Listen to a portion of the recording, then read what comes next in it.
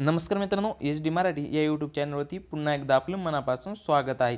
महापारेषण महावितरण भरती ITI electrician आणि वायरमॅनच्या विद्यार्थ्याकरिता आपण जी फ्री टेस्ट सिरीज चालू केली त्या टेस्ट सिरीजमधील टेस्ट नंबर आज 5चं टेस्ट विश्लेषण पाहणार आहोत. सर्वांना एक महत्त्वाची सूचना आहे, या अगोदरच्या कोणी टेस्ट सोडवले नसतील त्यांनी काय करायचं, आपलं टेलिग्राम चॅनल जॉईन करून घ्यायचं आहे. या अगोदरच्या सर्व टेस्टच्या लिंक आपल्या टेलिग्राम चॅनलवरती प्रोव्हाइड केलेल्या आहेत. त्यासाठी सर्वांनी आपलं टेलिग्राम चॅनल जॉईन करायचं आहे. टेलिग्रामची लिंक आपल्या डिस्क्रिप्शन बॉक्समध्ये दिलेली आहे, तिथून तुम्ही टेलिग्राम चॅनल जॉईन करू शकतात. आणि आपल्या एच डी मराठी यूट्यूब चॅनलला सर्वांनी सबस्क्राईब करायचं आहे. चला, कसल्याही प्रकारचा वेळ न वाया घालवता आपण टेस्ट नंबर 5मध्ये विचारलेले काय करू क्वेश्चन पाहू. नंबर 5मध्ये आपण क्वेश्चन काय विचारला पहा. एक, what is the unit of capacitive reactance. काय कॅपॅसिटिव्ह रिॲक्टन्सचं युनिट काय आहे हा क्वेश्चन विचारलेला होता. आपल्याला माहीत असेल कॅपॅसिटिव्ह रिॲक्टन्स, परत कॅपॅसिटिव्ह इंडक्टन्स, परत रेजिस्टन्स, परत रिॲक्टन्स आणि काय इम्पिडन्स, या सर्वांचे युनिट काय आहे, ओहम काय आहे युनिट आहे. काय capacitive reactance, inductive reactance, resistance, reactance आणि इम्पिडन्स, या सर्वांचं युनिट काय आहे, ओहम आहे. आपल्याला काय विचारलं मग कॅपॅसिटिव्ह रिॲक्टन्सचं. कॅपॅसिटिव्ह रिॲक्टन्सचं युनिट काय राहील मग, ओहम राहील. याचं राईट आन्सर ऑप्शन नंबर 4. याचं पण लक्षात असू द्या. Capacitive reactance, capacitive inductance, resistance, reactance आणि इम्पिडन्स, या सर्वांचे युनिट काय आहे, ओहम आहे. म्हणून याचं राईट आन्सर ऑप्शन नंबर काय राहील, क्वेश्चन नंबर 1चं राईट आन्सर ऑप्शन नंबर 4 राहील, ओहम. नेक्स्ट क्वेश्चन काय विचारला होता पहा. काय विचारला क्वेश्चन पहा. काय म्हणतो क्वेश्चन, आयसोलेटर्स. काय क्वेश्चन विचारला, आयसोलेटर्स ऑपरेट अंडर विच कंडिशन. म्हणजे काय, आयसोलेटर कोणत्या स्थितीत काम करतो. आपल्याला माहीत असेल आयसोलेटर कोणत्या स्थितीत काम करतो, तो नो लोड कंडिशनला काय करतो, वर्क करतो. काय आयसोलेटर कोणत्या स्थितीत काम करतो, नो लोड कंडिशनला वर्क करतो. आपल्याकडून चुकून काय झालेलं टेस्टमध्ये लोड कंडिशन हे राईट आन्सर झालेलं आहे, पण याचं राईट आन्सर काय आहे, नो लोड कंडिशन हे काय राईट आन्सर आहे. आपल्याकडून चुकून टेस्टमध्ये काय झालं होतं, लोड कंडिशन झालेलं होतं. हे तुम्ही करेक्शन करून घ्यायचं आहे. याचा राईट आन्सर ऑप्शन नंबर 3 राहील. नेक्स्ट क्वेश्चन काय विचारला होता पहा. नेक्स्ट क्वेश्चन काय विचारला आहे, क्वेश्चन काय म्हणतोय पहा. Question, which of the following function does capacitor. काय कॅपॅसिटर खालीलपैकी कोणते कार्य करतो. आपल्याला माहीत असेल कॅपॅसिटर काय करतो, DC ला ब्लॉक करतो आणि AC ला काय करतो, वाहू देतो. आणि याच्या उलट इंडक्टर काय करतो, AC ला काय करतो, ब्लॉक करतो आणि DC ला वाहू देतो. म्हणजे याचं राईट आन्सर ऑप्शन नंबर काय, मग आपलं कॅपॅसिटर विचारलं तर काय राहील, blocking DC and allowing AC. Block DC ला करतो आणि अलॉईंग AC ला कॅपॅसिटरचं वर्क आहे. आणि याच्या उलट काय राहील, इंडक्टर काय करतो, ब्लॉक AC ला करतो आणि अलॉईंग DC ला वाहू देतो. याचं राईट आन्सर ऑप्शन नंबर 2 राहील. कॅपॅसिटर खाली कोणते कार्य करतो, blocking DC and allowing AC. Next question number 4 काय विचारला होता पहा. The load factor of domestic load is use. काय घरगुती लोड फॅक्टर सामान्यतः किती असतो. आपल्याला माहिती आहे लोड फॅक्टर हा लेस दॅन काय असतो, 1 असतो. किती, लेस दॅन 1 हा काय असतो, लोड फॅक्टर असतो. लेस दॅन 1 हा लोड फॅक्टर असतो. आणि लोड फॅक्टरचा फॉर्म्युला सुद्धा माहीत असेल आपल्याला. लोड फॅक्टरचा फॉर्म्युला काय असतो, ॲव्हरेज लोड भागिले काय असतो, मॅक्झिमम डिमांड काय असतो, हा लोड फॅक्टरचा फॉर्म्युला झालेला आहे. आपल्याला काय विचारलं मग, लोड फॅक्टर काय घरगुती लोड फॅक्टर सामान्यतः किती असतो. तर आपल्याला माहीत असेल घरगुती डोमेस्टिक जो आहे लोड फॅक्टर तो किती असतो, 10 ते 15%. काय 10 ते 15% किती असतो, डोमेस्टिक लोड असतो. म्हणून याचा राईट आन्सर ऑप्शन नंबर 2 राहील. आणि तो लोड फॅक्टर ऑलवेज काय असतो, लेस दॅन 1 असतो. आणि लोड फॅक्टरचा फॉर्म्युला काय, ॲव्हरेज लोड भागिले मॅक्झिमम डिमांड हा लोड फॅक्टरचा फॉर्म्युला आहे. नेक्स्ट क्वेश्चन काय विचारला होता पहा. नेक्स्ट क्वेश्चन काय म्हणतोय, काय विचारलं क्वेश्चन पहा. Find the number of strands of ACSR conductor for 2 layer transmission line. आपल्याला काय विचारले, स्ट्रँड्स विचारले. आपल्याला स्ट्रँड्स काढायचा फॉर्म्युला माहीत असेल काय, 3n² - 3n + 1 हा काय स्ट्रँडचा फॉर्म्युला आहे. मग याच्यामध्ये काय आपण किमती इनपुट करू. n म्हणजे काय, नंबर ऑफ लेयर असतात. n म्हणजे काय आपलं नंबर ऑफ लेयर. तर लेयर किती दिल्यात आपल्याला, 2 लेयर दिलेलं आहेत. मग काय करू, याच्यामध्ये आपण काय किमती इनपुट करून घेऊ. 3 आपल्याला किती दिलं आहे मग, 2 लेयर. मग 2चा स्क्वेअर काय, 2चा स्क्वेअर -3 × 2 + 1 हा काय झाला. याच्यामध्ये आपण काय फॉर्म्युलामध्ये किमती इनपुट केला. मग 4चा स्क्वेअर किती असतो, इथे 4 असतो, × 3 हे राहील -3 × 2 + 1 हा काय झाला. आपण एक फ्रेश लिहून घेऊ. काय आपण काढला, आपण पाहिलं असेल 3 × 2चा स्क्वेअर 4 - 3 इंटू लेअर किती दिले 2 प्लस 1 हा काय झाला आपण फॉर्म्युलामध्ये किमती इनपुट करून घेतलेला आहे. 3 चोक किती 12 मायनस 3 दोन्ही 6 प्लस 1. तर मग 12मधून 6 गेले खाली किती राहिले 6 आणि पुढचा प्लस 1 बरोबर किती आलं आपलं मग राईट आन्सर आपलं किती आलं 7 किती मग राहतील त्याचं राईट आन्सर ऑप्शन नंबर 3 राहील काय 7 आलेलं आहे. नेक्स्ट क्वेश्चन काय विचारलं तर पहा क्वेश्चन काय म्हणतो नेक्स्ट क्वेश्चन काय विचारलं पहा which of the following material is suitable for busbar काय बसबारसाठी खालीलपैकी कोणते साहित्य योग्य असेल. आपल्याला माहीत असेल आपण बसबारसाठी कोणते साहित्य जास्त जनरली वापरतो तर आपण ॲल्युमिनियम हा काय करतो आपण मटेरियल वापरतो. कायसाठी बसबारसाठी आपण ॲल्युमिनियम हा वापरतो. ॲल्युमिनियमची कॉस्ट ऑदर मटेरियलपेक्षा कशी आहे लेस म्हणजे काय ती कमी आहे. ऑदर मटेरियलपेक्षा ॲल्युमिनियमची कॉस्ट कशी आहे कमी असल्यामुळे काय करतो आपण ॲल्युमिनियम जास्त वापरतो. याचा राईट आन्सर ऑप्शन नंबर 4 राहील. नेक्स्ट क्वेश्चन काय विचारला तर पहा काय म्हणतो क्वेश्चन स्टेप डाऊन ट्रान्सफॉर्मर आपल्याला माहीत असेल स्टेप अप ट्रान्सफॉर्मर काय स्टेप अप ट्रान्सफॉर्मर आणि step down transformer. Step up transformer काय करतो व्होल्टेजला वाढवतो आणि काय करतो करंटला कमी करतो आणि याच्या उलट स्टेप डाऊन ट्रान्सफॉर्मर काय असतं व्होल्टेजला कमी करतं आणि करंटला काय करतो स्टेप डाऊन ट्रान्सफॉर्मर वाढवतो. मग आपल्याला काय विचारलं स्टेप डाऊन ट्रान्सफॉर्मर विचारले ऑप्शन ए पहा पॉवर इन्क्रीज होती का पॉवर ही कॉन्स्टंट असते. व्होल्टेज इन्क्रीज होईल का नाही व्होल्टेज इन्क्रीज करतो आपला स्टेप अप ट्रान्सफॉर्मर काय करतो व्होल्टेज इन्क्रीज करतो. ऑप्शन 3 पहा करंट इन्क्रीज करतो का स्टेप डाऊन ट्रान्सफॉर्मर काय करतो करंट इन्क्रीज करतो. ऑप्शन नंबर 3 काय राहील आपलं राईट आन्सर राहील. ऑप्शन 4 पहा बी अँड सी होईल का करेक्ट नाही आपलं ओनली काय राहील 3 करंट अँड काय करतो करंट इन्क्रीज करतो काय स्टेप डाऊन ट्रान्सफॉर्मर करंटला इन्क्रीज करतो आणि व्होल्टेजला काय करतो कमी करतो म्हणून याचं राईट आन्सर ऑप्शन नंबर 3 राहील. नेक्स्ट क्वेश्चन काय विचारला आता पहा काय विचारला क्वेश्चन काय म्हणतो question the surge impedance loading काय सर्ज इम्पिडन्स लोडिंग विचारली अ सिंगल फेज सर्किट काय आपल्याला व्होल्टेज किती दिलं 400 kV ट्रान्समिशन लाईन. आपल्याला सर्ज इम्पिडन्स लोडिंगचा काय सर्ज इम्पिडन्स लोडिंगचा फॉर्म्युला माहीत असेल काय V²/ZC म्हणजे काय सर्ज इम्पिडन्स हा काय याचा फॉर्म्युला आहे काय याचा सर्ज इम्पिडन्स लोडिंगचा फॉर्म्युला आहे. मग आपल्याला व्होल्टेज किती दिलं पहा 400 kV दिलं मग याचं व्होल्टेजचा स्क्वेअर करावा लागेल इंटू 400. एक मिनिट आपण फ्रेश लिहून घेऊ काय आपल्याला काय पाहिला फॉर्म्युला V²/ZC हा किती फॉर्म्युला व्होल्टेज 400 मग ह्याचा स्क्वेअर डिवाइड बाय आपल्याला काय सर्ज इम्पिडन्स पण सर्ज इम्पिडन्स दिला आहे आपल्याला माहीत असलं ट्रान्समिशन लाईनचा सर्ज इम्पिडन्स किती असतो 400 असतो. किती सर्ज इम्पिडन्स ट्रान्समिशन लाईनचा सर्ज इम्पिडन्स किती असतो 400 असतो. आणि आपल्याला ट्रान्सफॉर्मरचा माहीत असेल ट्रान्सफॉर्मरचा किती असतो 1 किलो ओम म्हणजे काय 1000 ओम काय असतो ट्रान्सफॉर्मरचा असतो. आणि केबलचा किती असतो 40 ते 50 ओम कोणाचा असतो केबलचा असतो हे पण माहीत असू द्या. आणि आपल्याला काय विचारलं मग आपण हे पाहू काय आपण किती इथं 400 सर्ज इम्पिडन्स पाहिला हा 0 काटला हा 0 काटला हा 0 काटला हा 0 काटला हा 4 काटला हा 4 काटला उरलं काय फक्त आपलं 400. मग आपल्याला काय आलं राईट आन्सर ऑप्शन नंबर 4 पहा 400 मेगावॅट. मेगावॅट का तर सर्ज इम्पिडन्स लोडिंगचा युनिट काय आहे वॅट किंवा मेगावॅटमध्ये काय करतो आपण त्याचं युनिट घेतो म्हणून याचं राईट आन्सर ऑप्शन नंबर काय 400 मेगावॅट. याचं राईट आन्सर ऑप्शन नंबर 4 आहे. नेक्स्ट क्वेश्चन काय विचारला होता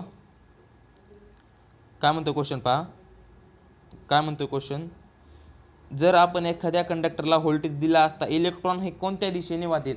काय एखादा आपण काही कंडक्टर आहे कंडक्टरला काय केलं आपण फोर्स दिला फोर्स कोणता व्होल्टेज दिलं काय व्होल्टेज दिलं तर इलेक्ट्रॉन कोणत्या दिशेने वाहतील आपल्याला माहीत असेल करंट हा काय करतो पॉझिटिव्हकडून काय करतो निगेटिव्हकडे वाहतो. आणि याच्या उलट इलेक्ट्रॉन्स काय करतात ते निगेटिव्हकडून काय करतात पॉझिटिव्हकडे काय वाहतात इलेक्ट्रॉन्स वाहतात.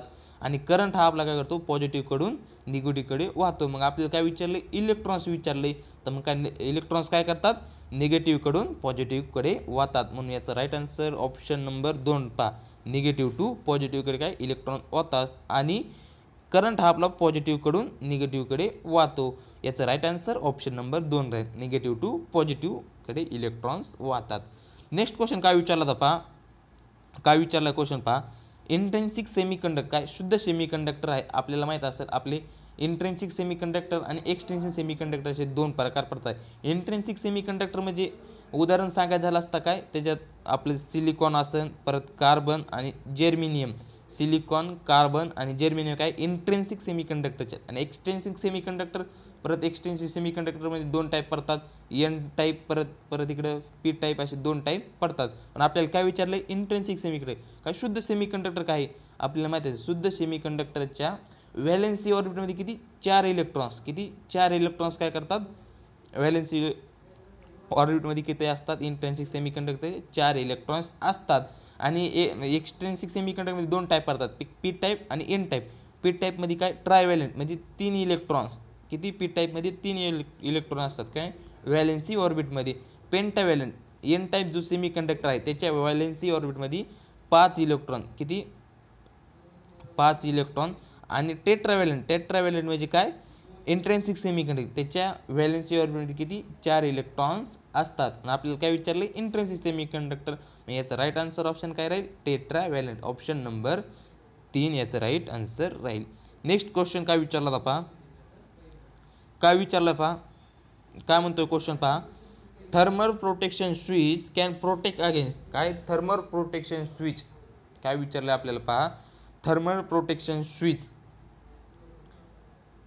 कॅन प्रोटेक्ट आहे, थर्मल प्रोटेक्शन स्विच यापासून संरक्षण करतो. जो थर्मल प्रोटेक्शन स्विच आहे तो सर्किटमधील काय करतो, जास्त विद्युत प्रवाहामुळे होणारे नुकसान जे लॉसेस आहे ते टाळण्यासाठी काय केलेला असतो आपला थर्मल प्रोटेक्शन स्विच काय डिझाईन केलेला असतो. आणि थर्मल प्रोटेक्शन स्विच हा ओव्हरलोडपासून काय करतो, आपला ओव्हरलोडपासून काय करतो संरक्षण करतो.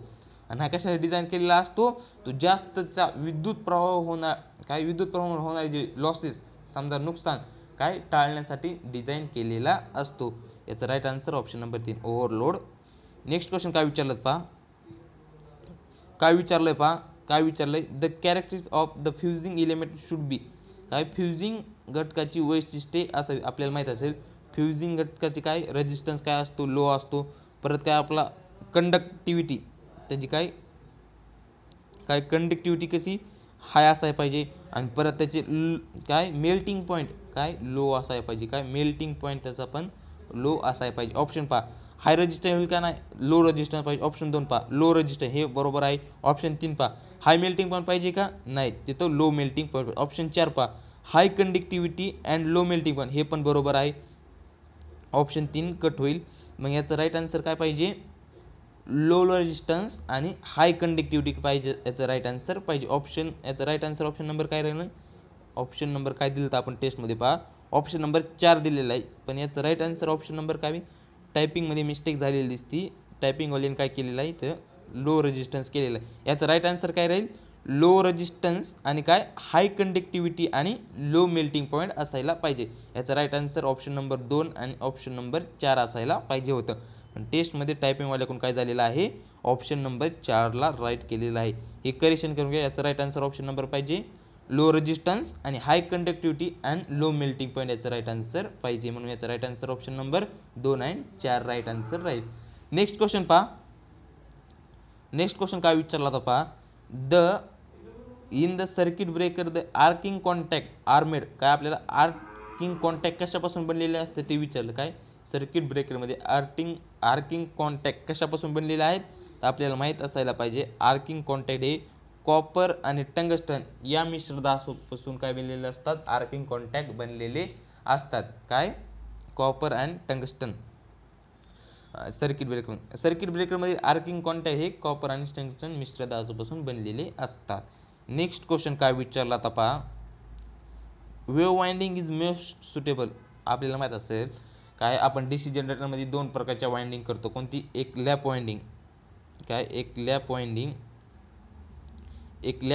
आणि दुसरी वेव्ह वाइंडिंग, अशा 2 प्रकारच्या काय करतो आपण जनरेटरमध्ये काय करतो, DC जनरेटरमध्ये वाइंडिंग करतो. लॅप वाइंडिंग कशासाठी की हाय करंट आणि लो व्होल्टेजसाठी काय करतो आपण लॅप वाइंडिंग करतो. आणि वेव्ह वाइंडिंग ही लो करंट आणि हाय व्होल्टेजसाठी आपण वेव्ह वाइंडिंग करतो.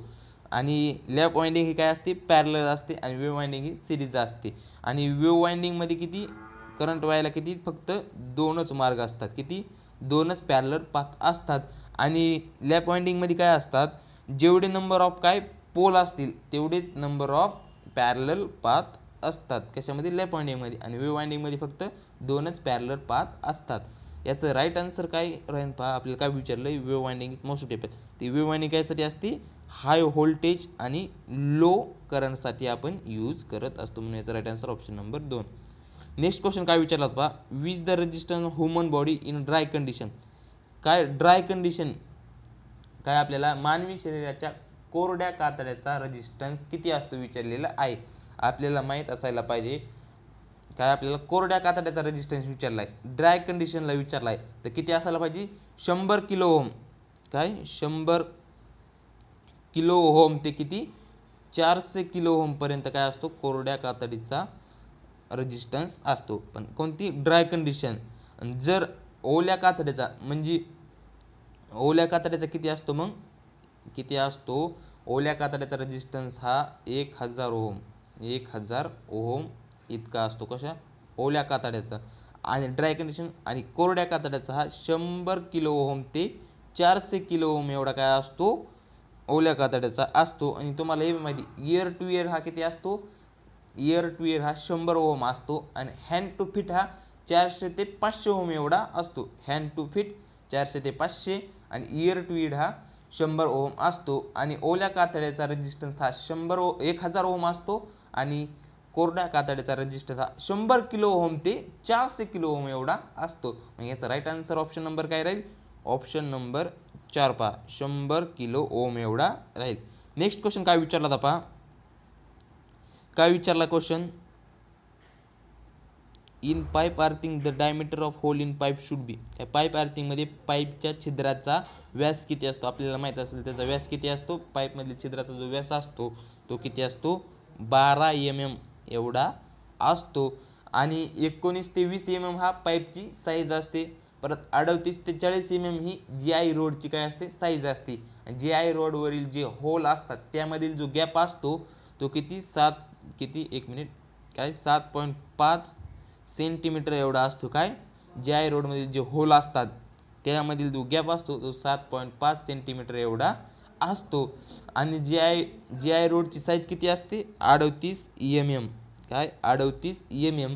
आणि ती पाईपची आणि जो पाईप वापरतो त्याची साईज किती असते? 19 mm ते 20 mm एवढी साईज असते. आणि आपल्याला काय विचारलं मग आपल्याला? छिद्र तर किती असतं? 12 mmचं छिद्र असते. आणि दोन छिद्रामधील जो अंतर असतं ते किती? 7.5 सेंटीमीटर एवढे असते. नेक्स्ट क्वेश्चन काय विचारला होता पहा. काय विचारलं पहा. What is the depth of earthing pipe. Earthing पाईपची खोली किती असते? आपल्याला माहीत असं अर्थिंग पाईपची खोली ही 3.75 मीटर. काय? 3.75 मीटर एवढी काय असते? जाडी असते. काय? खोली असते. याचा राईट आन्सर ऑप्शन नंबर 2 राहील. नेक्स्ट क्वेश्चन काय विचारला होता पहा. अ 3 phase load is balanced if all the 3 phase circuit. काय? 3 फेज हॅव द सेम. काय? 3 फेज लोड संतुलित करता येतो जर तिन्ही फेजचे डॅश डॅश समान असतील. काय? आपल्याला 3 फेज लोड काय करायचा आहे? बॅलन्स करायचा आहे. तर आपल्याला 3 फेज लोड बॅलन्स करण्यासाठी आपल्याला काय गरज आहे? तर इम्पिडन्स आणि काय पॉवर फॅक्टर काय करावं लागेल? सेम असेल तेव्हा काय 3 फेज लोड काय बॅलन्स करता येतो. म्हणून याचं राईट आन्सर ऑप्शन नंबर काय राहील? Option number 3. काय? इम्पिडन्स अँड पॉवर फॅक्टर काय समान असतील तेव्हा 3 फेज लोड काय होईल? बॅलन्स करता येईल. म्हणून याचा right answer option number 3. Next question काय विचारला होता पहा. नेक्स्ट क्वेश्चन काय म्हणतो पहा. काय विचारला क्वेश्चन पहा. काय म्हणतो क्वेश्चन? अ 3 फेज सर्किट ट्रू पॉवर. काय? 3 फेज सर्किटमधील खरी शक्ती आपल्याला विचारले. 3 सर्किटमधील खरी शक्ती काय? Option A power can not exceed apparent power. म्हणजे काय? ॲपरंट पॉवरपेक्षा काय ॲपरंट पॉवरपेक्षा काय ॲक्टिव्ह पॉवर जास्त असू शकत नाही असं काय म्हणतोय? पहिला ऑप्शन म्हणतोय. ऑप्शन 2 पहा. Can exceed apparent power. काय? ॲपरंट पॉवरपेक्षा जास्त असू शकते. काय म्हणतोय? ऑप्शन 1 काय म्हणला?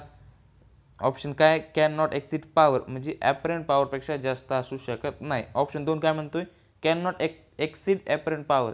काय? ॲपरंट पॉवरपेक्षा जास्त असू शकते. ऑप्शन 3 काय म्हणते? डाटा इन्सिफिशियंट. ऑप्शन 4 खालचं काय नाही. ऑप्शन 1 आणि 2 मधीलच आपलं काय उत्तर असेल. तर ऑप्शन 1 काय म्हणतं? Can not exceed power. त्याचं राईट आन्सर ऑप्शन काय राहील? Option number 1. काय म्हणतोय पहा. ॲक्टिव्ह पॉवर ही काय ॲपरंट पॉवरपेक्षा जास्त असू शकत नाही. याचं राईट आन्सर ऑप्शन नंबर 1 राहील. नेक्स्ट क्वेश्चन काय विचारला होता पहा. काय विचारला क्वेश्चन पहा. The current in circuit having constant resistance is double the power increase.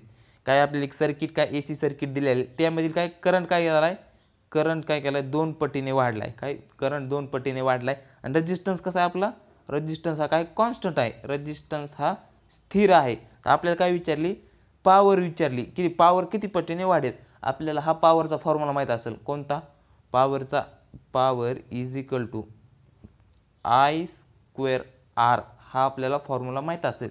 मग आपल्याला काय काय दिलं पहा, काय करंट कितीने, करंट 2 पटीने वाढला आहे. आणि रेजिस्टन्स हा आपला कसा आहे, रेजिस्टन्स हा कॉन्स्टंट आहे. कसा आपला रेजिस्टन्स हा कॉन्स्टंट आहे. तर मग हा फॉर्म्युलामध्ये काय करू आपण, किमती इनपुट करून घेऊ.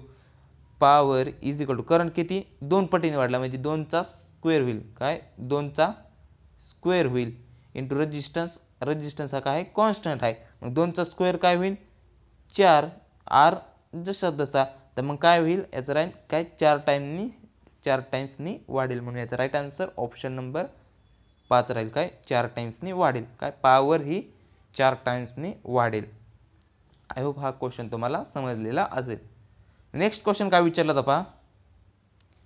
काय विचारला question, the heat produce in conductor of resistance काय 2 ohm with 5 ampere flowing in it for 1 minute. काय 2 ओहम इतका काय रेजिस्टन्स असलेल्या वाहकामधून 1 मिनिटासाठी 5 एम्पियर करंट जात असेल तर आपल्याला काय विचारलं आहे, उष्णता आपल्याला हीट काढायचा आहे. हीटचा फॉर्म्युला माहीत असेल आपल्याला. काय हीटचा फॉर्म्युला माहीत असेल, 1 मिनिट. हीटचा फॉर्म्युला काय आहे, I² RT हा काय हीटचा फॉर्म्युला. काय I² RT काय हीटचा फॉर्म्युला आहे. तर पहा हीट बरोबर करंट किती दिला आहे आपल्याला, करंट दिला आहे 5 एम्पियर. मग 5चा स्क्वेअर इंटू रेजिस्टन्स किती दिला आहे, रेजिस्टन्स हा दिला आहे 2 ओहम. किती 2 ओहम. आणि टाईम किती दिला 1 मिनिट म्हणजे काय 60 सेकंद असतं इंटू 60 सेकंद. पहा 5चा स्क्वेअर किती येतो 25 इंटू 2 इंटू 1 मिनिट म्हणजे 60 सेकंद. 25 दोन्ही काय होईल 50 इंटू 60. पहा साय पंचे 30 आणि 2 शून्य जशात तसे. मग किती आलं आपलं 3000 जूल. ऑप्शनमध्ये 3000 जूल कुठे दिसतंय, ऑप्शन 4 पहा 3000 जूल. तर आपल्याला उष्णता किती आली आपली 3000 जूल आलेली आहे. आय होप हा तुम्हाला क्वेश्चन समजलेला असेल. नेक्स्ट क्वेश्चन काय विचारला होता पहा. नेक्स्ट क्वेश्चन काय म्हणतोय पहा. काय विचारला होता, हाऊ द रेझोनन्स फ्रिक्वेन्सी काय how the resonance frequency can be increase in AC series circuit. AC series सर्किटमध्ये रेझोनन्स फ्रिक्वेन्सी कशात वाढते. काय रेझोनन्स फ्रिक्वेन्सी आपल्याला विचारली कशात वाढते. ऑप्शन आहे पहा, इन्क्रीज इंडक्टन्स. आपल्याला काय करू आपण, रेझोनन्स फ्रिक्वेन्सीचा फॉर्म्युला माहीत असेल. रेझोनन्स फ्रिक्वेन्सी काय FR is equal to 1 by काय असते 2 पाय रूट काय असते रूट L/C असते. काय रेझोनन्स फ्रिक्वेन्सीचा हा फॉर्म्युला आहे. काय FR इज इक्वल टू 1/2 पाय रूट L/C. तर आपल्याला हे नातं माहीत असेल कसं आहे, हे रेझोनन्स फ्रिक्वेन्सीच्या इंडक्टन्स आणि कॅपॅसिटन्स हे कसे व्यस्त प्रमाणात आहे. म्हणजे काय समजा कॅपॅसिटन्स वाढला असता रेझोनन्स फ्रिक्वेन्सी काय होईल रिड्यूस होईल. आणि कॅपॅसिटन्स किंवा इंडक्टन्स कमी झाला असता रेझोनन्स फ्रिक्वेन्सी काय होईल वाढेल. तर मग आपल्याला काय विचारलं पहा, AC सिरीज सर्किटमध्ये रेझोनन्स फ्रिक्वेन्सी कशात वाढता येईल, कशी वाढेल जेव्हा काय कशी वाढेल. तर काय आपल्याला इंडक्टन्स नाही तर कॅपॅसिटन्स काय करावं लागेल कमी करावं लागेल. तेव्हा काय रेझोनन्स फ्रिक्वेन्सी काय होईल आपली वाढेल. ऑप्शन आहे पहा, ऑप्शन 1 काय म्हणतो इन्क्रीज द इंडक्टन्स. रेजिस्टन्स काय इंडक्टन्स वाढविला तर रेझोनन्स फ्रिक्वेन्सी काय होईल कमी होईल. हे कसं इन्व्हर्सली प्रोपोर्शनल असल्यामुळे काय रेझोनन्स फ्रिक्वेन्सी कमी होईल. ऑप्शन 2 पहा इन्क्रीज कॅपॅसिटन्स हे सुद्धा होणार. ऑप्शन 3 पहा रिड्यूस द कॅपॅसिटन्स. काय कॅपॅसिटन्स कमी केल्यावर काय आपली रेझोनन्स फ्रिक्वेन्सी काय होते वाढते. म्हणून याचं राईट आन्सर ऑप्शन नंबर 3 राहील. काय रिड्यूस द कॅपॅसिटन्स. काय आपल्याला कॅपॅसिटन्स कमी करून रेझोनन्स फ्रिक्वेन्सी वाढवता येते. म्हणून याचा राईट आन्सर ऑप्शन नंबर 3 राहील. नेक्स्ट क्वेश्चन काय विचारला होता पहा. काय विचारलं पहा, what is the full form of is आपल्याला ELCBचा काय विचारला आहे, विस्तार फुल फॉर्म विचारलेला आहे. आपल्याला माहिती आहे ELCBचं काय, अर्थ लिकेज सर्किट ब्रेकर हा त्याचा काय आहे, विस्तार आहे. तर ऑप्शनमध्ये कुठं दिसतंय, अर्थ leakage circuit breaker. Option A पहा, अर्थ लिकेज कोर्स ब्रेकर. ऑप्शन एक कटला. ऑप्शन 2 पहा, अर्थ लिकेज सर्किट ब्रेकर. तर ऑप्शन 2 मध्ये पहा, अर्थ लिकेज सर्किट ब्रेकर काय आहे, ELCBचा काय हा फुल फॉर्म आहे. म्हणून याचा राईट आन्सर ऑप्शन नंबर 2 राहील, अर्थ leakage circuit breaker. Next question काय विचारला पहा, which of the following is renewable source. खालीलपैकी कोणते रिन्युएबल एनर्जी सोर्स आहेत. आपल्याला माहिती काय, रिन्युएबल एनर्जी सोर्स आणि दुसरं कोणतं नॉन रिन्युएबल एनर्जी सोर्स, अशा प्रकारचे मुख्य 2 प्रकारचे काय असतात, सोर्स असतात. रिन्युएबल सोर्स म्हणजे कोणते, रिन्युएबल आणि एक अनरिन्युएबल सोर्स कोणते. रिन्युएबल सोर्सचे उदाहरण सांगायचे झाले असता, रिन्युएबल काय आपलं सोलार असेल, परत काय बायोमास, परत बायोगॅस, परत अजून विंड असेल, हे काय रिन्युएबल एनर्जी सोर्सेस आहेत. अनरिन्युएबल एनर्जी सोर्सेस कोणते आहेत, कोल असेल जसे की, परत डिझेल, परत न्यूक्लिअर, परत पेट्रोल, हे काय आहेत अनरिन्युएबल एनर्जी सोर्सेस आहेत. आणि रिन्युएबल एनर्जी सोर्सेस हे काय आहेत, आपले काय असेल सोलार असेल, परत बायोमास, बायोगॅस आणि विंड, हे काय आहेत रिन्युएबल एनर्जी सोर्स आहेत. आणि nonrenewable energy source coal, petrol, diesel, nuclear काय आहेत nonrenewable energy source. Renewable energy सोर्सला दुसरे नाव काय आहे, नॉन कमर्शियल एनर्जी सोर्स किंवा नॉन कन्व्हेन्शनल एनर्जी सोर्सही म्हणू शकतात. आणि अनरिन्युएबल एनर्जी सोर्सला दुसरं नाव काय, कमर्शियल एनर्जी सोर्सही म्हणू शकतात आणि कन्व्हेन्शनल एनर्जी सोर्सही म्हणू शकतात. पण आपल्याला काय विचारलं पहा, क्वेश्चन काय म्हणतोय, खाली कोणते रिन्युएबल एनर्जी सोर्सेस आहेत. ऑप्शन ए पहा, कोल आहे का, हा अनरिन्युएबल एनर्जी सोर्स आहे. 2 पहा, नॅचरल गॅस सुद्धा होईल का, नाही.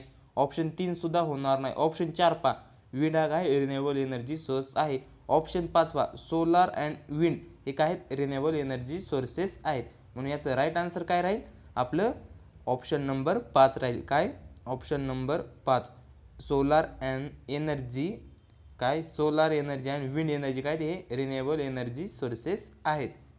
नेक्स्ट क्वेश्चन काय विचारला होता पहा, काय म्हणतोय क्वेश्चन काय म्हणतोय पहा, क्वेश्चन काय म्हणतोय, what is the name of winding is काय, what is the name of winding if coil pitch is less than pole pitch. काय, जर कॉईल पिच ही पोल पिचपेक्षा कमी असेल तर वाइंडिंग आपण त्या वाइंडिंगला आपण काय म्हणतो. आपल्याला माहिती पोल पिच वाइंडिंग काय, पोल पिच वाइंडिंग ही काय असते, 180 डिग्रीवर काय 180 डिग्री असते. काय, पोल पिच वाइंडिंग ही 180 डिग्री असते. आणि जर आपली कॉईल कनेक्टेड असेल आणि ती 180 डिग्रीपेक्षा कशी लेस म्हणजे कमी असेल तर आपण त्याला काय म्हणतो, शॉर्ट पिच वाइंडिंग म्हणतो. मग आपल्याला तेच विचारलं आहे, तर कॉईल पिच ही पोल पिचपेक्षा कशी कमी असेल तर त्या वाइंडिंगला आपण काय म्हणतो, तर त्याला आपण काय म्हणतो, शॉर्ट पिच वाइंडिंग म्हणतो. काय 180 डिग्रीपेक्षा काय ती कमी आहे, लेस आहे, तिला आपण काय म्हणणार मग, शॉर्ट पिच वाइंडिंग म्हणून. म्हणून याचा राईट आन्सर ऑप्शन नंबर काय आहे, ऑप्शन नंबर 4 राईट आन्सर राहणार. नेक्स्ट क्वेश्चन काय विचारला होता पहा, नेक्स्ट क्वेश्चन काय म्हणतोय पहा, काय विचारला question, which is the main application of synchronous motor. काय, सिंक्रोनस मोटरचा मुख्य उपयोग कोणता आहे. आपण सिंक्रोनस मोटर काय आपल्याला विचारलं आहे, मुख्य फायदा. जर आपण सिंक्रोनसवर काय नो लोडवरती काय केली, ओव्हर एक्साइट केली, तर ती काय कॅपॅसिटर म्हणून कार्य करतं. आणि कॅपॅसिटरचे काम काय आहे, कॅपॅसिटरचे काम आहे पॉवर फॅक्टर करेक्शन करणे.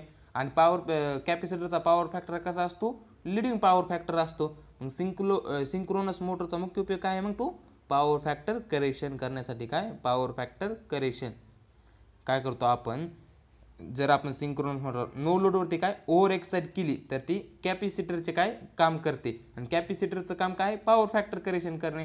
कॅपॅसिटरचा पॉवर फॅक्टर हा लीडिंग असतो. कसा असतो, लीडिंग असतो. म्हणून याचं राईट आन्सर पहा, याचं राईट आन्सर काय राहील मग आपलं, power factor correction. Next question काय विचारला होता पहा, नेक्स्ट क्वेश्चन काय म्हणतोय पहा, काय विचारलाय, which type of DC motor use in elevators. काय, लिफ्टमध्ये कोणत्या प्रकारची डीसी मोटर वापरली जाते, तर आपण लिफ्टमध्ये कोणती, ऑप्शन आहे पहा, शंट मोटर.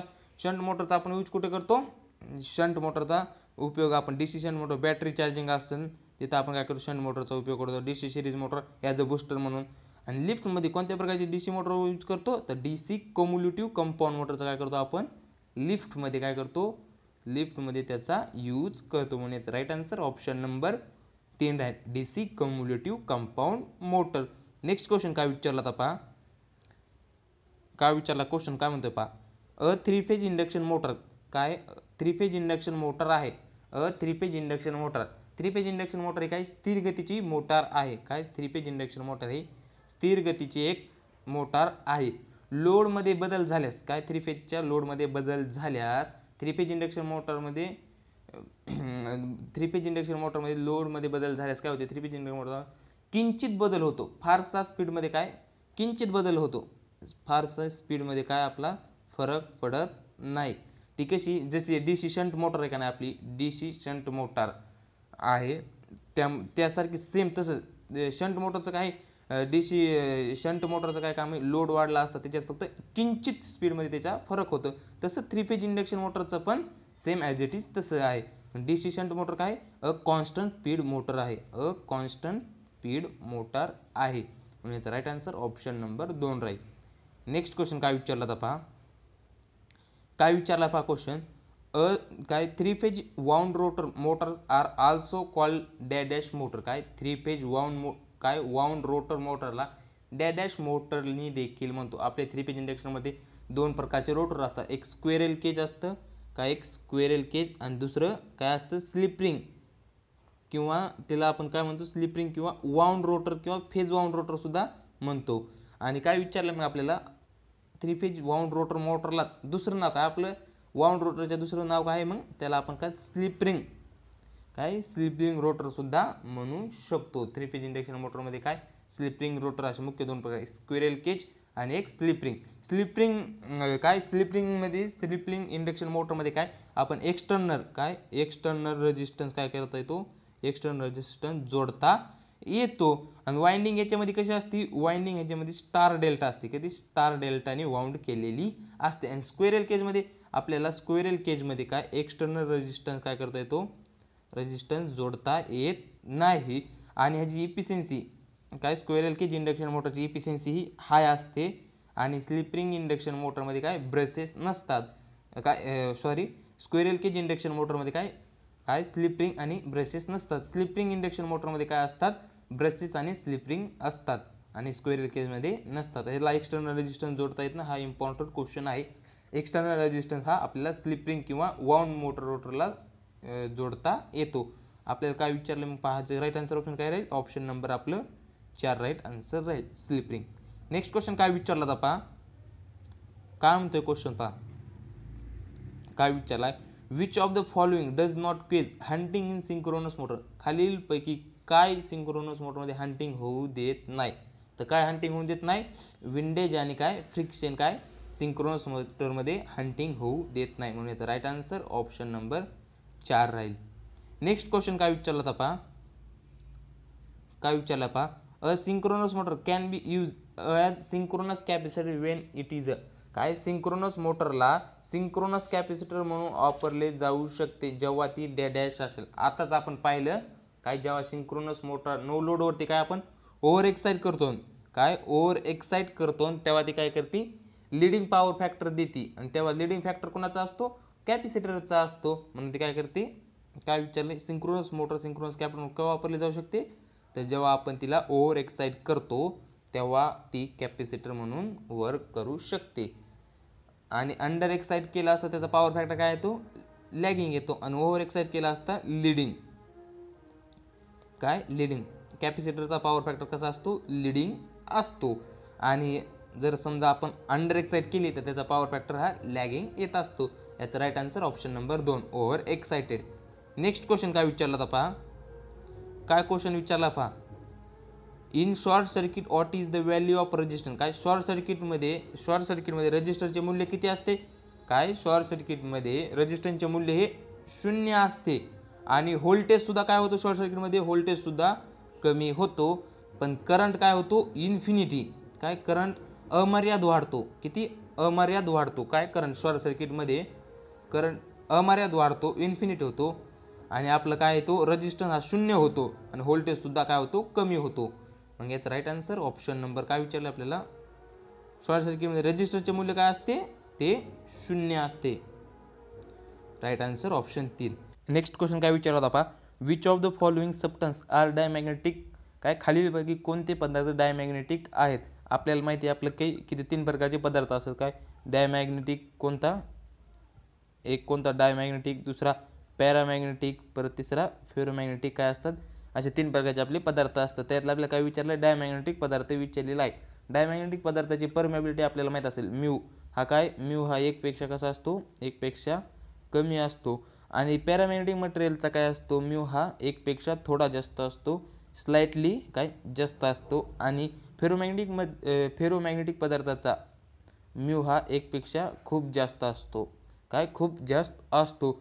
आणि डायमॅग्नेटिक मटेरियलला जो मॅग्नेट आहे तो डायमॅग्नेटिक मटेरियलला तो करतो आकर्षित करीत नाही, त्यांना काय करतो, रिपल्शन करतो. आणि जो पॅरामॅग्नेटिक मटेरियल आहे त्याला मॅग्नेट काय करतो, स्लाइटली अट्रॅक्ट करतो, काय स्लाइटली अट्रॅक्ट करतो, काय करतो, स्लाइटली अट्रॅक्ट करतो. आणि जो फेरोमॅग्नेटिक पदार्थ असतो त्याला मॅग्नेट काय करतो, स्ट्रॉंगली अट्रॅक्ट करतो. कसा, स्ट्रॉंगली अट्रॅक्ट करतो, कोणाला, फेरोमॅग्नेटिक मटेरियलला.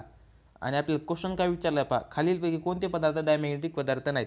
ऑप्शन आहे पहा, ॲल्युमिनियम, सिल्वर, गोल्ड हे आहेत का, हा ऑप्शन 1 कटला, हे डायमॅग्नेटिक पदार्थ नाहीत. ऑप्शन 2 पहा, बिस्मथ, सल्फर आणि ग्लास हे काय आहेत, आपले डायमॅग्नेटिक मटेरियल आहेत. म्हणून याचं राईट आन्सर ऑप्शन नंबर काय राहील, मग आपलं 2 राहील.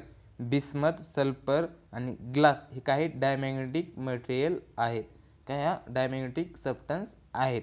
नेक्स्ट क्वेश्चन काय विचारला होता पहा, नेक्स्ट क्वेश्चन काय म्हणतोय पहा, काय विचारला क्वेश्चन पहा, काय म्हणतो question, the resistance can be measured most accurate by, काय प्रतिकार डॅशद्वारे सर्वात अचूकपणे मोजला जाऊ शकतो.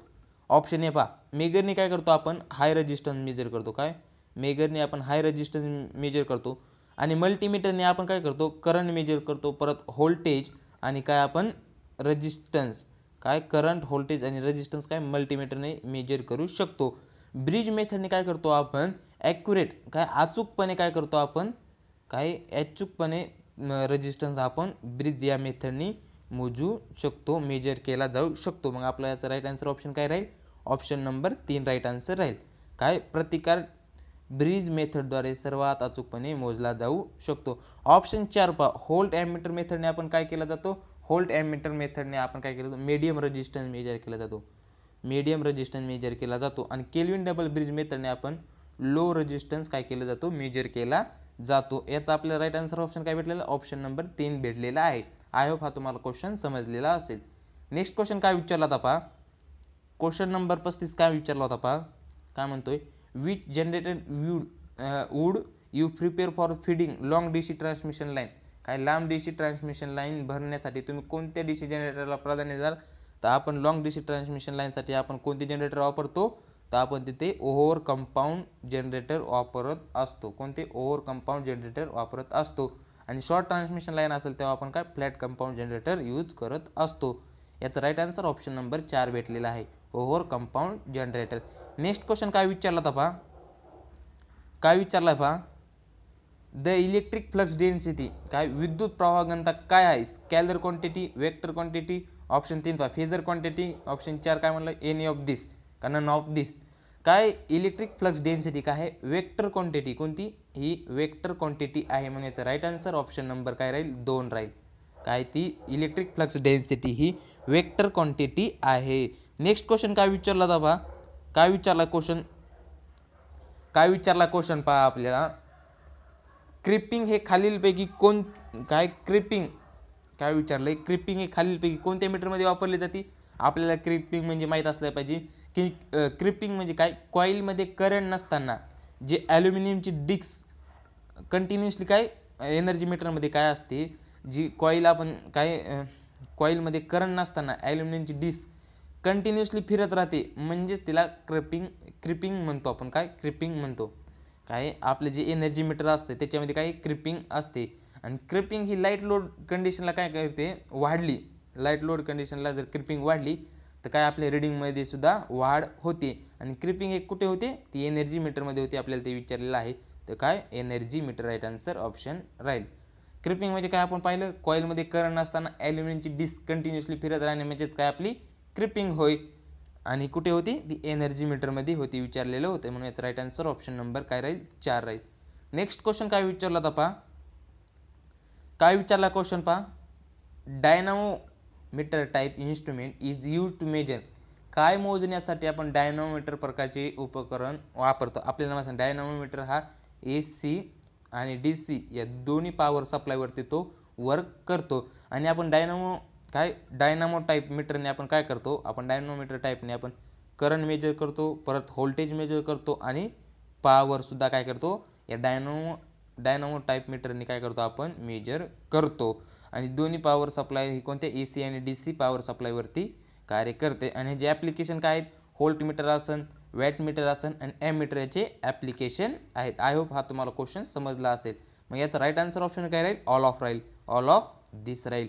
नेक्स्ट क्वेश्चन काय विचारला होता पहा, आपलं क्वेश्चन नंबर 39 काय विचारला होता पहा, the bridge use to measure the capacitance value, काय कॅपॅसिटरची किंमत मोजण्यासाठी वापरला जाणारा ब्रिज कोणता. आपण पहा वेस्टर्न ब्रिजने काय करतो, ऑप्शन 1 पहा, वेस्टर्न ब्रिजने आपण काय करतो मीडियम रेजिस्टन्स मोजतो. सेरिंग ब्रिजने आपण काय करतो कॅपॅसिटन्सची व्हॅल्यू मोजली जाते. म्हणून याचं राईट आन्सर काय राहील, सेरिंग ब्रिज. सेरिंग ब्रिजने काय केलं जातं, आपण कॅपॅसिटरची किंमत मोजण्यासाठी वापरला जाणारा ब्रिज कोणता आहे, तो शेरिंग ब्रिज आहे. ऑप्शन 4 पहा, केल्विन डबल ब्रिजने काय केलं जातं, आपण केल्विन डबल ब्रिजने आपण लो रेजिस्टन्स मेजर केला जातो आणि आपण मेगा ओमनी हाय रेजिस्टन्स मेजर केला जातो. हे पण लक्षात असू द्या. याचा राईट आन्सर ऑप्शन काय भेटलं, कॅपॅसिटन्सची व्हॅल्यू मोजण्यासाठी आपण काय शेरिंग ब्रिजचा यूज केला जातो. नेक्स्ट क्वेश्चन काय विचारला होता पहा, क्वेश्चन नंबर 40 काय म्हणतो क्वेश्चन पहा, which of the following motors is most suitable for signal device and many kinds of timer, काय खालीलपैकी कोणती मोटर टायमर आणि सिग्नल डिवाइसमध्ये जास्त प्रमाणात वापरली जाते. कशामध्ये, सिग्नल डिवाइसमध्ये. ऑप्शन 1 DC सिरीज मोटर होईल का, DC सिरीज मोटर आपण ॲज अ बूस्टर म्हणून यूज करतो. AC सिरीज मोटर होईल का, नाही. इंडक्शन मोटरसुद्धा होणार नाही. ऑप्शन 4 पहा, रिलक्टन्स मोटर, काय सिग्नल आणि आपले जे टायमर असतात त्याच्यामध्ये काय आपण रिलक्टन्स मोटर यूज करतो. आणि रिलक्टन्स मोटरची व्हेरी हाय पॉवर डेन्सिटी असते आणि काय त्याची लो कॉस्ट असते.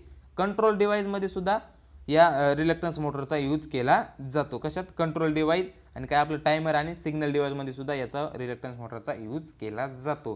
ह्याची लो कॉस्ट असते आणि काय रिलक्टन्स मोटरची व्हेरी हाय पॉवर डेन्सिटी असते, काय व्हेरी हाय पॉवर डेन्सिटी असते. हे पण लक्षात असू द्या. याचा right answer option number 4 reluctance motor.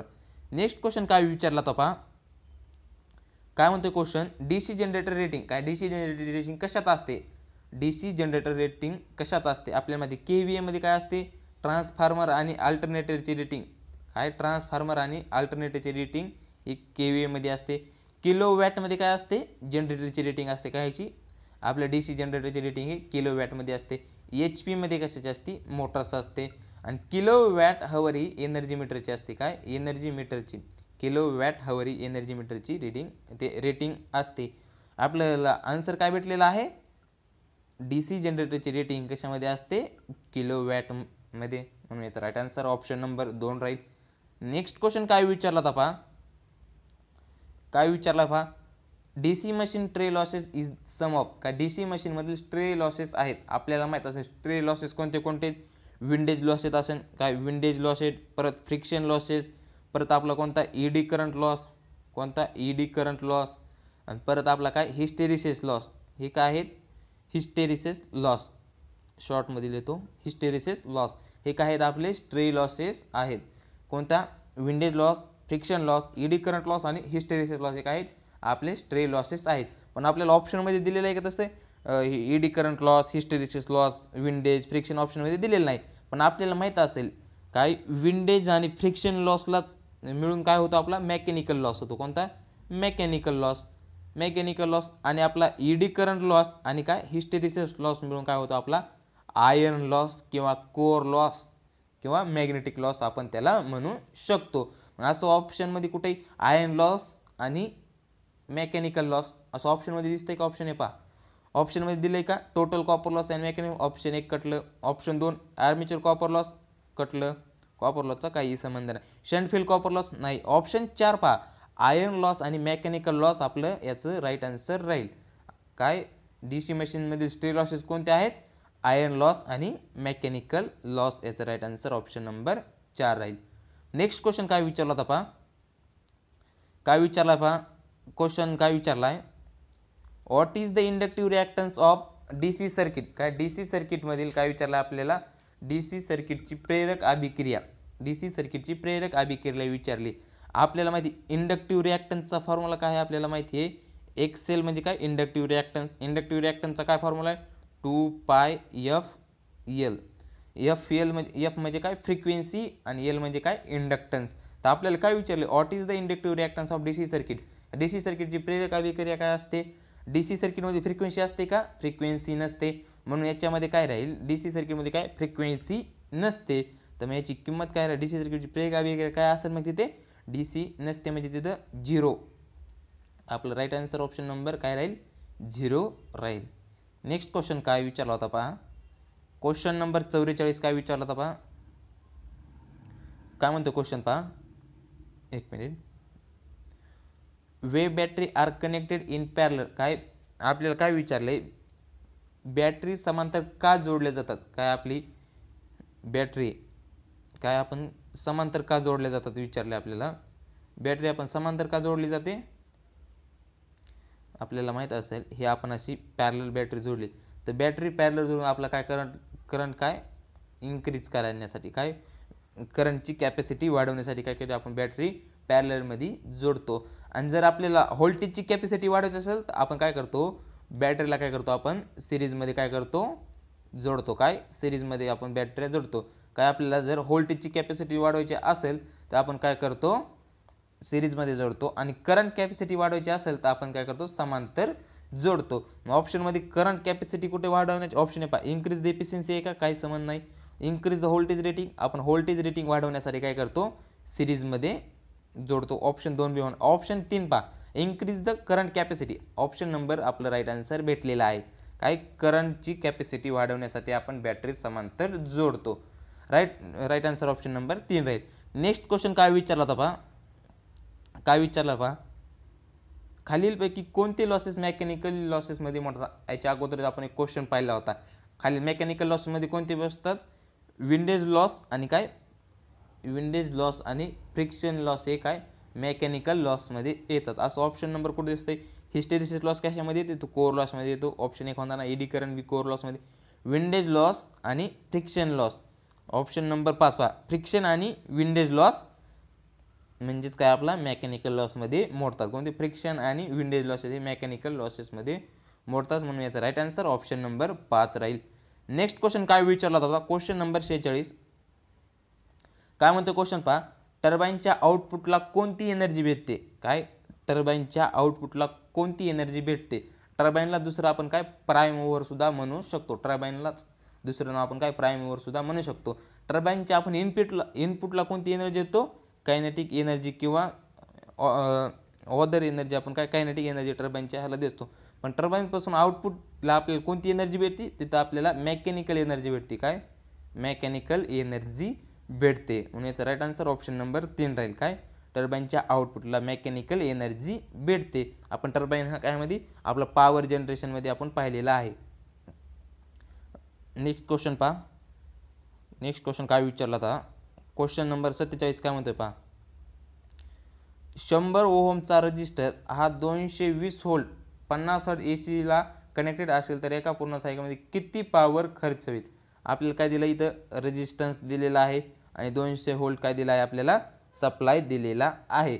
तर मग आपल्याला काय करायचं आहे पॉवर काढायची. पॉवरचा इथं कोणता फॉर्म्युला लागू होईल, पॉवर V² R हा इथं फॉर्म्युला लागू होईल.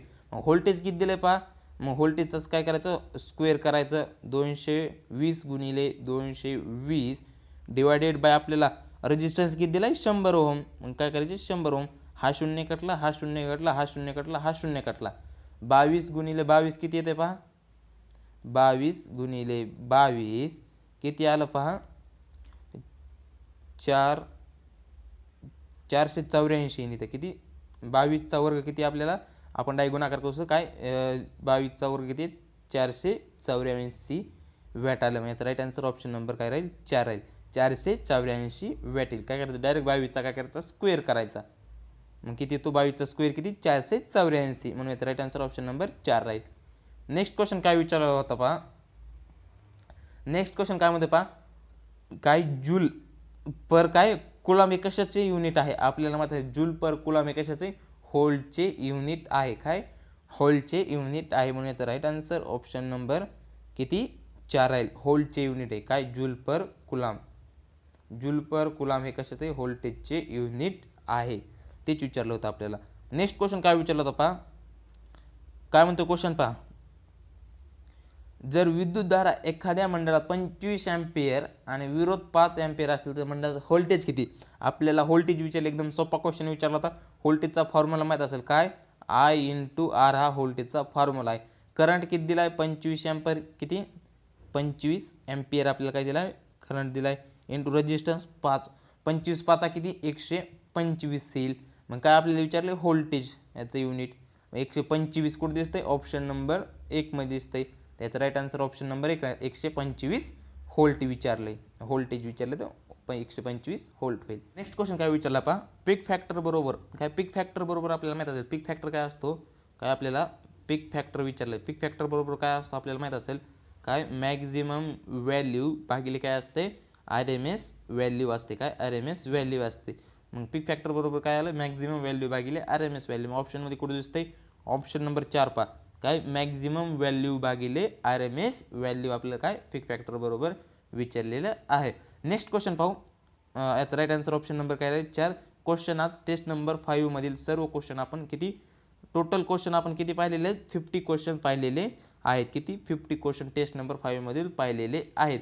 तुम्हाला एक महत्त्वाची सूचना या अगोदरचे कोणी टेस्ट सोडवले असेल त्यांनी काय करायचं आपलं टेलिग्राम चॅनल काय करायचं जॉईन करून घ्यायचं आहे. या अगोदरच्या सर्व टेस्टच्या लिंक आपल्या टेलिग्राम चॅनलवरती आहे तिथून तुम्ही ते सर्व टेस्ट सोडवू शकतात आणि या पुढील टेस्टच्या लिंक ही आपल्याला काय आपल्या टेलिग्राम चॅनलवरती भेटतील. त्यासाठी सर्वांनी आपलं टेलिग्राम चॅनल जॉईन करायचं आहे आणि आपल्या या चॅनलला या यूट्यूब चॅनलला सर्वांनी सबस्क्राईब करायचं आहे. धन्यवाद थँक्यू.